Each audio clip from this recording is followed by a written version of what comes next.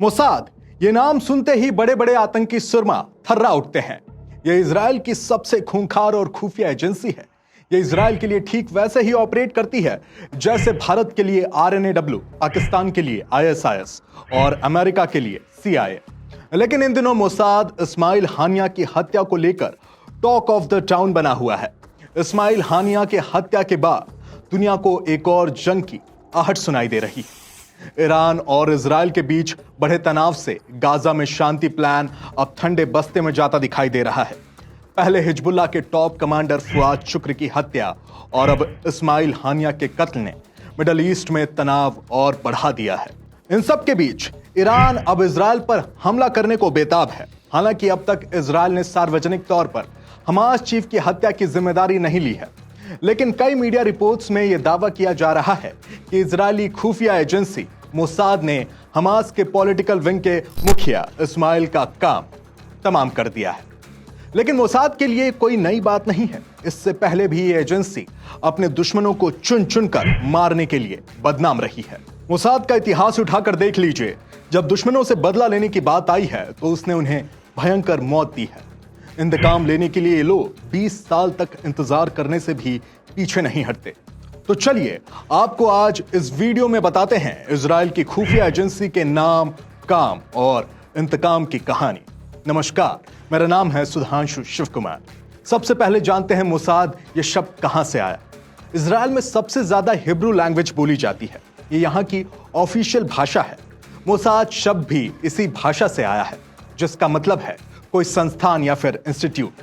13 दिसंबर 1949 को जब मोसाद का जन्म हुआ तो इसे सेंट्रल इंस्टीट्यूट फॉर कोऑर्डिनेशन नाम दिया गया। बाद में इसका नाम बदला गया। तेल अवीव में इसका मुख्यालय है। वर्तमान में इजराइल में 3 एजेंसियां हैं, अमन, मोसाद और शीन बेट।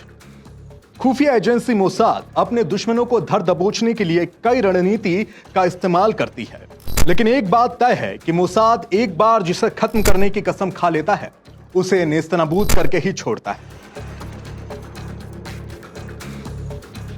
तो चलिए, अब तक आपने मोसाद के नाम और काम करने के तरीके को तो देख ही लिया। अब इसके इंतकाम के किस्से भी सुन लीजिए। म्यूनिक ओलंपिक इनके ऑपरेशन का सबसे अच्छा एग्जाम्पल है। मोसाद ने 1972 में म्यूनिक ओलंपिक के लिए इकट्ठा हुई इजराइल की ओलंपिक टीम के 11 खिलाड़ियों की हत्या का बदला फिलिस्तीनी आतंकियों से लिया था। 20 सालों तक चले ऑपरेशन में मोसाद ने चुन चुनकर हर एक आतंकी को मौत की नींद सुलाया था। मंगलवार को जिस तरह हवाई हमले में हमास चीफ की हत्या हुई, ठीक उसी तरह 22 मार्च 2004 को हमास के फाउंडर शेख यासीन पर हेलफायर मिसाइलों की बारिश करने के लिए हेलीकॉप्टरों का इस्तेमाल किया गया था। इजराइल अपने टारगेट को निशाना बनाने के लिए दूर से ही विस्फोटकों का इस्तेमाल करता है और शेख यासीन पर हेलफायर मिसाइलों की बारिश इसी का एक उदाहरण था। वहीं दिसंबर 1972 में पेरिस में एक PLO प्रतिनिधि के घर में घुसकर उसके टेलीफोन में बम रखवाया गया। इसके बाद PLO प्रतिनिधि का टेलीफोनिक इंटरव्यू फिक्स किया गया। बम को दूर से ही रिमोट से ऑपरेट किया गया और जोरदार धमाका हुआ। वहीं 2008 में सीरिया में हिजबुल्लाह लीडर का सिर काट दिया गया था। उनकी कार के हेडरेस्ट में बम लगाया गया था। इसी साल मोसाद अपने एक और लक्ष्य को हासिल करने में तब सफल हुआ जब एक सीरियाई जनरल को एक नाव से गोली मार दी गई, जब वो अपने समुद्र किनारे पर बने विला के बगीचे में आराम कर रहा था। वहीं 1997 में कनाडाई पासपोर्ट रखने वाले 2 मोसाद एजेंट्स को जॉर्डन में हमास नेता खालिद मशाल के कान में जहर फेंटेनाइल का इंजेक्शन लगाते हुए पकड़ा गया था। वहीं इजराइल को अपनी भूमिका स्वीकार करने और मारक दवा सौंपने के लिए मजबूर होना पड़ा था। हालांकि इनका यह स्पेशल ऑपरेशन असफल था। वहीं मोसाद ने 1978 में popular front for the liberation of फिलिस्तीन के वादी हदाद को टूथपेस्ट में जहर मिलाकर मौत के घाट उतार दिया था। और ये सारे किस्से ये बताते हैं कि मोसाद दुश्मन को खत्म करने के लिए कितने भयंकर तरीके अपनाता है।